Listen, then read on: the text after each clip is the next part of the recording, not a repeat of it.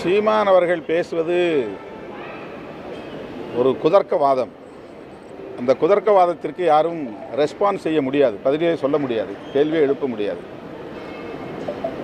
அவருடைய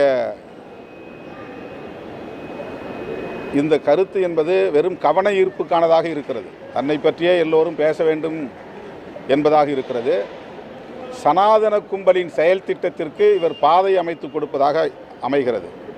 வேண்டுமென்றே திட்டமிட்டே எல்லாம் தெரிந்தே சனாதனிகளுக்கு தமிழ் மண்ணில் அரசியல் செய்வதற்கான அடித்தளத்தை அமைத்து தருகிறார். இவர் போடுகிற பாதை இவர் பயணம் செய்வதற்கு பயன்படாது, சனாதன கும்பலுக்குத்தான் பயன்படும். அதை அவர் அறிந்து செய்கிறாரா அறியாமல் செய்கிறாரா என்று தெரியவில்லை. அவர் தமிழ் தேசியம் பேசுவதில் யாருக்கும் முரண்பாடு இல்லை.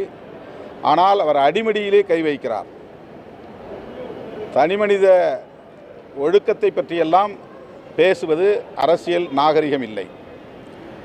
தந்தை பெரியாருடைய தியாகம் ஒப்புயர்வற்றது. பிரபாகரன் அவர்களை நான் சென்னையிலும் சந்தித்திருக்கிறேன், வன்னியிலும் ஒரு முறை அல்ல இருமுறை சந்தித்திருக்கிறேன். சில நிமிடங்கள் அல்ல மணிக்கணக்கில் அவரோடு தனிமையில் அமர்ந்து நான் பேசியிருக்கிறேன். தமிழ்நாட்டு அரசியலை விரிவாக என்னோடு அவர் கலந்துரையாடி இருக்கிறார். ஒருபோதும் அவர் பெரியாரை பற்றியோ திராவிட இயக்கங்களை பற்றியோ குறை சொன்னதில்லை. இந்திய அரசை கூட நாம் விமர்சிப்பது போல் அவர் விமர்சித்ததில்லை. இந்திய அரசின் துணை இல்லாமல் தமிழீழத்தை வென்றெடுக்க முடியாது என்பதில் புலிகளுக்கு ஒரு தெளிவு இருந்தது, புரிதல் இருந்தது.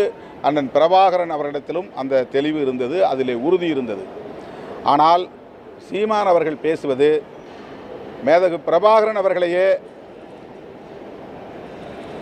இழிவுபடுத்துவது போல் இருக்கிறது. ஆகவே அவர் குதர்க்கவாதத்தை முன்வைக்கிற போது அதற்கு யாரும் பதில் சொல்ல முடியாது.